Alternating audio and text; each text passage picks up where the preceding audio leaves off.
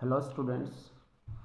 Corona की वजह से जो हमारे सिलेबस में कुछ टॉपिक्स रह गए थे, उन टॉपिक्स को हम लोग अब डे बाय डे एक एक को स्टडी करेंगे। तो हमारा टॉपिक चल रहा था वेव। वेव के अंदर आज जो हमारा टॉपिक होगा वो होगा रिफ्लेक्शन ऑफ वेव। किसी वेव का रिफ्लेक्शन कैसे होता है, और साथ ही हम पढ़ेंगे refraction of wave. Okay, so reflection of wave के अंदर हम ये देखेंगे कि वेव का ट्रांसमिशन जो है वो डिफरेंट डिफरेंट मीडियम में कैसे कैसे होता है। ओके, तो अब हम जब रिफ्लेक्शन ऑफ वेव पढ़ें तो उसके लिए हम ये देखना चाहेंगे कि रिफ्लेक्शन किस टाइप की बॉडी से होता है। इसमें हमारे पास दो केस होते हैं। एक होता है रिजिड सपोर्ट और क्लोज एंड वाली बॉडी होती है। कोई जैसे दीवार है, वहाँ से वेव का रिफ्लेक्शन कैसे होता है। और दूसरा एक ऐसा एंड होता है जो डिस्प्लेस कर सकता है, या जिसपे वो वेव जो स्ट्रिंग है वो डिस्प्लेस कर सकती है। तो हम पहला स्टार्ट करते हैं फॉर रिजिड सपोर्ट। ओके, इसमें हम लोग ये मान रहे हैं कि जैसे ये हमारे पास एक स्ट्रिंग है। इस स्ट्रिंग में हमने क्या जनरेट किया है, एक हमने इसमें पल्स जनरेट की है। ये एक पल्स हमने जनरेट की है जिसको हम लोग डिस्टर्बेंस कहते हैं। ये जो डिस्टर्बेंस मीडियम के अंदर प्रोपेगेट करेगा और आगे चल के इस रिजिड सपोर्ट पे कोलाइड करेगा। जब ये कोलाइड करता है तो उस वाले केस के अंदर प्रैक्टिकली अगर हम देखते हैं तो हमें ऐसा समझ में आता है कि ये वेव कुछ इस टाइप से और ऐसे पहुंचती है। इसका मीनिंग क्या हुआ?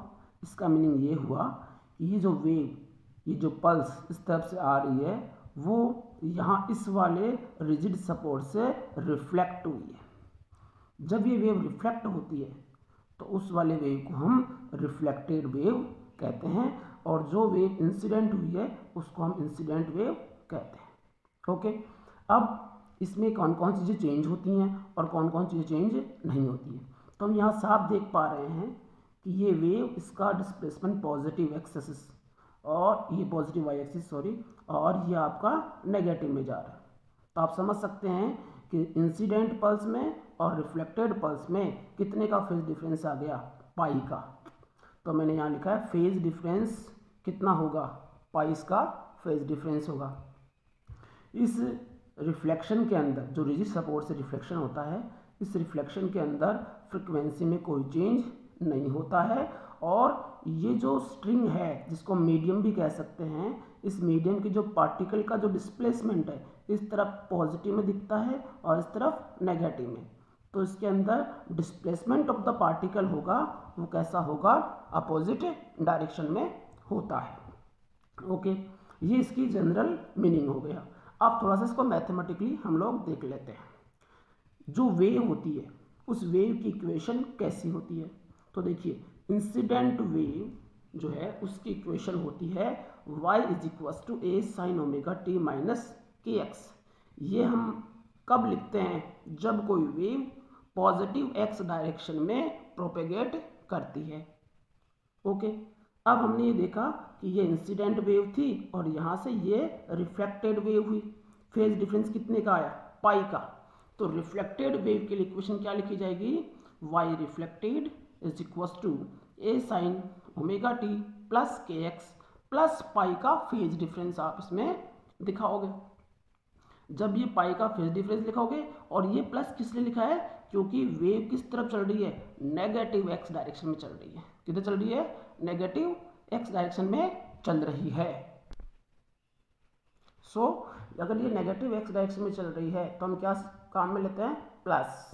अब पाई का फेज डिफरेंस आ रहा है तो ये आपका कौन से क्वाड्रेंट में हो गया, थर्ड क्वाड्रेंट में, साइन थीटा प्लस पाई। तो इसके हिसाब से आपका आंसर क्या हो जाएगा, -a sin omega t plus k x. तो ये आपका रिफ्लेक्टेड वेव की इक्वेशन हो गई।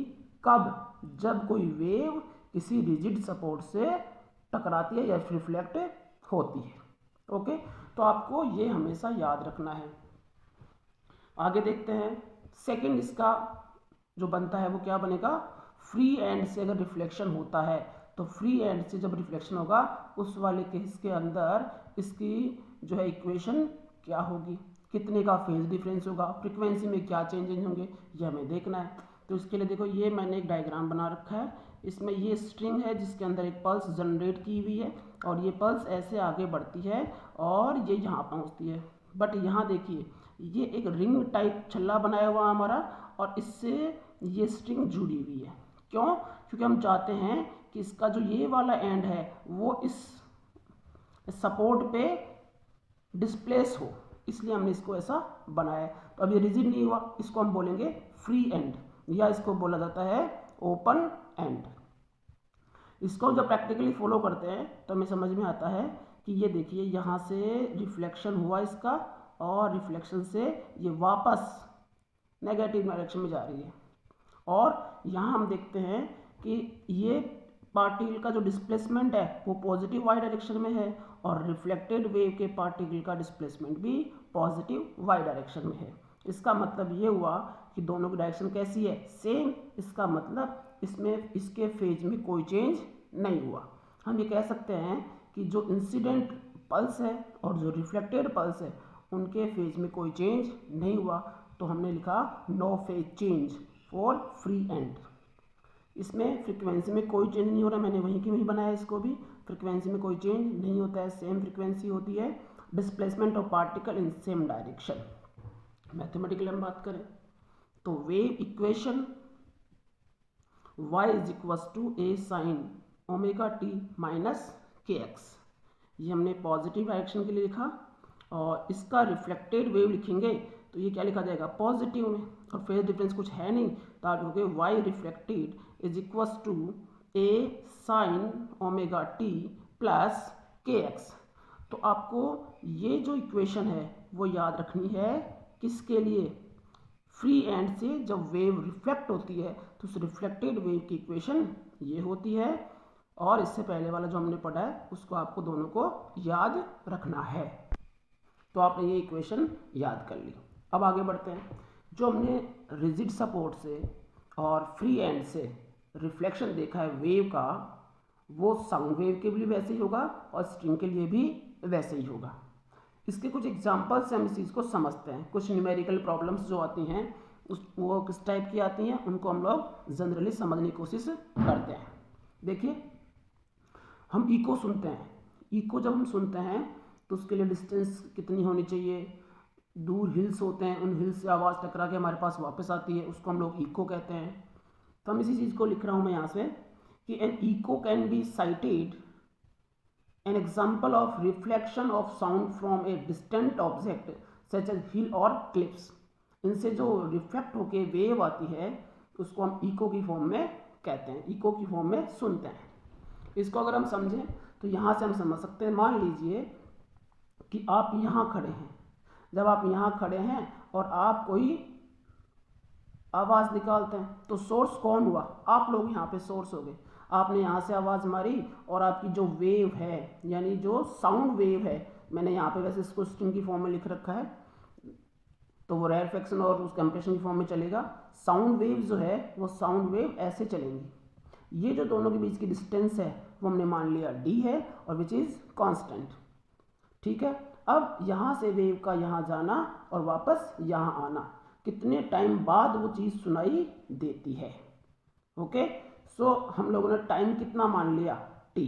कितना टाइम मान लिया, t। कौन सा टाइम है, इको कितने टाइम बाद सुनाई देता है, इको कितने टाइम बाद सुनाई देता है वो हमने कितना मान लिया, टाइम t। ओके, इस बैरियर को, ये हिल क्लिफ कुछ भी हो सकती हैं, इस बैरियर को हम रिफ्लेक्टर कह सकते हैं। So time taken between original sound and echo, इसमें कितना टाइम लगता है। तो देखिए सपोज ये टाइम इसको जाने में लगता है टाइम t1 और इको को वापस आने में लगता है टाइम t2, तो टोटल टाइम सुनने का कितना हुआ, t1 प्लस t2। सो हमने कहा total time t is equal to t1 plus t2। t1 time कौन सा हुआ, सोर्स ने जो आवाज़ निकाली उसको यहाँ पहुँचना और यहाँ से यहाँ आने में टाइम लग गया, वो कितना हो जाएगा, t2। Okay, so t is equal to t1 plus t2, ये हमारा टोटल टाइम हुआ। अब साहब t1 कितना है, तो हमें ये डिस्टेंस तो क्या है, कांस्टेंट है, और साउंड की जो स्पीड है वो भी हम जानते हैं कि एयर के अंदर कितनी मान रखी है हम लोगों ने, तो ये दोनों वैल्यूज हमें पता है। तो टाइम का फॉर्मूला क्या होता है, डिस्टेंस अपॉन स्पीड। तो डिस्टेंस कितनी है d, स्पीड कितनी है v, plus d by v is equals to 2d upon v. ये हमें टाइम मिला, ये हमें क्या मिला, टाइम मिला। इतने टाइम बाद ये आवाज़ हमारे ईयर के अंदर आती है। ओके, अब यहाँ से कुछ चीज़ें हमें समझनी होंगी, जैसे हम कौन सी आवाज़ को हमारा जो ईयर है वो परसिस्ट करता है और किस आवाज़ को हम कितनी सेकंड तक हमारा जो ईयर है वो आवाज़ को परसिस्ट करता है, उसको हम बोलते हैं परसिस्टेंस ऑफ ईयर। उसको हम क्या बोलते हैं, परसिस्टेंस ऑफ ईयर। देखिए हमारे कान के अंदर या हमारे ईयर के अंदर परसिस्टेंस ऑफ ईयर जिसको हम कहते हैं वो 1/10 सेकंड के आसपास कोई साउंड स्टोर रहता है 1/10 सेकंड तक। ओके, इसका ये मतलब हुआ कि अगर 1/10 सेकंड के पहले कोई दूसरा साउंड हमारे ईयर के अंदर एंटर करता है तो हम उसको समझ ही नहीं पाएंगे, क्योंकि बीच के अंदर आपने ऐसी कोई भी वेव नहीं आई और रेगुलर वो का वो कंटिन्यूस बना रहा। इससे ज़्यादा अगर टाइम लगता है तब जाके हम किसी दूसरे साउंड को सुन पाते हैं, इसको बोलते हैं persistence of ear. Okay, so due to percentage of ear 1/10 second echo will be here. कब हो सकता है ऐसा, इफ इस टी की वैल्यू ग्रेटर देन 1/10 होनी चाहिए, इससे ज़्यादा होनी चाहिए। अगर इससे कम हुई तो साउंड तो पहले से ही हमारे ईयर के अंदर था, तो दूसरा साउंड आएगा उसको वो परसिस्ट नहीं कर पाएगा, इसलिए हमने कहा कि 1/10 से हमेशा ज़्यादा होना चाहिए। बट हमारा टी कितना है, हमारा टी है 2d/v। हमारा टी कितना है, 2d/v। So 2d/v is greater than 1/10 होना चाहिए। It means distance between source and reflector d is greater than v upon 20. d is greater than v upon 20. So d is equals to, put the value of v 332 upon 20. Okay, so by solving this d is greater than 16.4 meter means ये हुआ eco जो हमें सुनाई देगा, eco कब कब condition में सुनाई देता है, मिनिमम हमारे पास जो डिस्टेंस होनी चाहिए वो होनी चाहिए 16.4 मीटर के आसपास, इतनी हमारे पास डिस्टेंस होनी चाहिए जब कोई साउंड रिफ्लेक्ट होके वापस आ पाता है। और समझ सकते हैं हम इसके अंदर, जैसे हम इसके अंदर अगर और बनाएं तो हम ये कह सकते हैं, जैसे एक एग्जाम्पल और ले लेते हैं हम इसका। एग्जाम्पल ये ले रहा हूँ मैं कि मान लीजिए हमारे पास दो हिल हैं, एक हिल ये है और एक हिल ये है, इनके बीच में कहीं कोई ऑब्जेक्ट या मैं बोलूँ सोर्स खड़ा है, ये सोर्स खड़ा है। ओके, अब इस सोर्स ने एक आवाज़ निकाली, इस सोर्स ने जो आवाज़ निकाली उसके अंदर क्या हुआ, थोड़ी देर बाद ये जो सोर्स है या ये जो व्यक्ति यहाँ खड़ा है वो इस आवाज़ को सुनता है इको की फॉर्म में। ओके, किसकी फॉर्म में सुनता है, इको की फॉर्म में सुनता है। तो ये क्या सुनता है कि यहाँ से ये देखता है कि कोई टाइम लगता है t1 टाइम बाद उसको एक इको सुनाई देता है, t1 टाइम बाद उसको एक इको सुनाई देता है जो इससे टकरा के यहाँ आया। दूसरा थोड़ी देर बाद फिर से एक इको सुनाई देता है, वो कितने टाइम बाद सुनाई देता है, t2 टाइम बाद सुनाई देता है। तो t1 टाइम और t2 टाइम जो है वो इको के लिए हमने टाइम मान लिया कि इतने टाइम बाद सुनाई देता है, उसके बाद में t2 टाइम बाद फिर से सुनाई देता है। तो हमें टाइम पहले से पता होते हैं। डिस्टेंस इनके बीच की कांस्टेंट है, दिस इज d1 और this is d2। Okay, so distance between the two hills अगर हम लोग निकालें तो हमारे इनके बीच की डिस्टेंस हो जाएगी d1 plus d2। Okay, so distance is equal to क्या होता है, ये हमारा हम फॉर्मूला लगा लेंगे। फॉर्मूला लगाएंगे तो क्या लेंगे, velocity into time by 2 plus v t2/2। ये हमने क्या किया, इसकी वैल्यूज पुटअप की तो हमें आंसर कितना मिला, v/2 t1 प्लस t2। ये कांस्टेंट वैल्यू है 332 और ये दोनों हमें पहले से पता होंगे, तो इससे हम दोनों के बीच की क्या निकाल सकते हैं, डिस्टेंस निकाल सकते हैं। तो इस टाइप से हम जो है रिफ्लेक्शन को काम में लेते हैं। इसके दो एग्जाम्पल हो गए जिनको इजी वे में आप लोग देख सकते हैं। अब हम पढ़ते हैं refraction of wave, refraction of wave, ये हम पढ़ लेते हैं। तो रिफ्रैक्शन ऑफ वेव के अंदर जैसे हम लोगों को पहले से जनरल पता है कि रिफ्रैक्शन के लिए हमारे पास दो टाइप्स के मीडियम मानते हैं, रेयर मीडियम और डेंसर मीडियम। ओके, तो यहाँ दोनों ही तरीके से हम लोग इस रिफ्लेक्शन ऑफ वेव को समझने की कोशिश करते हैं। देखिए, ये हमारे पास एक बैरियर है, ये हमारे पास एक बैरियर है और इस बैरियर पे ये एक हमारे पास पल्स जनरेट की हुई है किसी भी मीडियम के अंदर, और मान रहा हूँ इधर वाला जो मीडियम है वो रेयर मीडियम है जिसको हम ओपन मीडियम भी कह सकते हैं, और इधर वाला जो मीडियम है वो कैसा मान रहे हैं, डेंसर मीडियम मान रहे हैं जिसको हम क्लोज मीडियम भी कहते हैं। एक्चुअल में क्या होता है वेव के साथ कि जब भी कोई वेव प्रोपेगेट करती है या कोई डिस्टर्बेंस जो है वो आगे बढ़ता है और किसी दो मीडियम को डिवाइड करने वाले सरफेस पे आके टकराता है, इस केस में क्या होता है, इस वेव का कुछ पार्ट इस मीडियम के अंदर ट्रांसफ़र हो जाता है और इस वेव का रिमेनिंग पार्ट वापस इसी वेव के अंदर या इसी मीडियम के अंदर वापस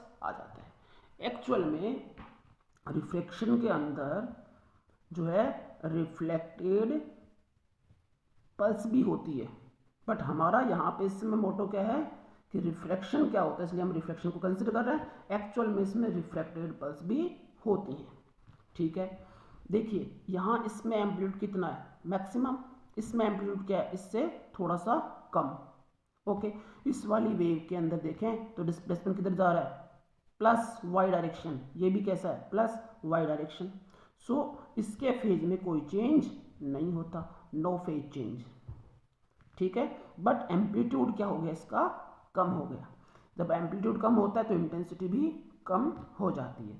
जब एम्पलीट्यूड कम हो गया इसका भी एम्पलीट्यूड क्या हो जाएगा, थोड़ा सा कम हो जाएगा, क्योंकि ये जो है वो पीछे की तरफ वापस आ रही है और ये मीडियम जो है आपका इसके लिए क्या है, डेंसर है, तो ये आपका रिजिड सपोर्ट हो जाएगा। तो उसके लिए कितने का डिफरेंस आता है, फेज पाई का डिफरेंस आता है।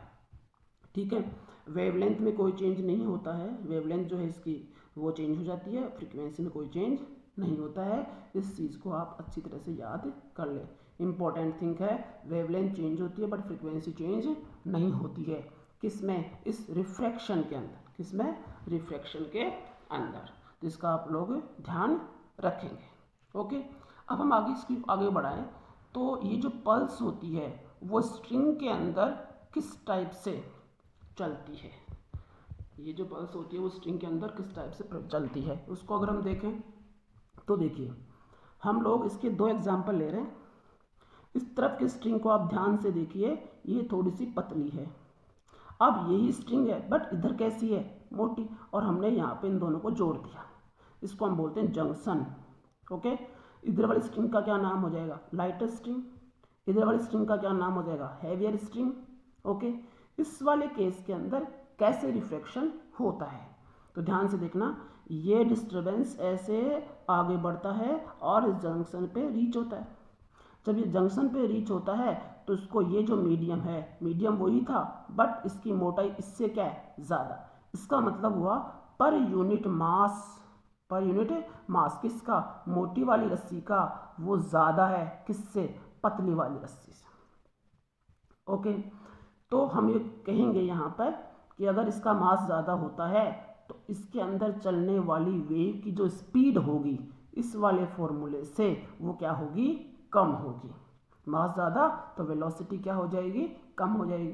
खैर आगे देखते हैं, यहाँ से अगर हम देखें तो ये एज ए जैसे ये बिहेव करता था पहले जो हमने पढ़ा उस टाइप से बिहेव ये भी करता है कि ये मान लो आपका जो है रेयर मीडियम है और ये आपका डेंसर मीडियम है, उस टाइप से हम इसको समझ सकते हैं।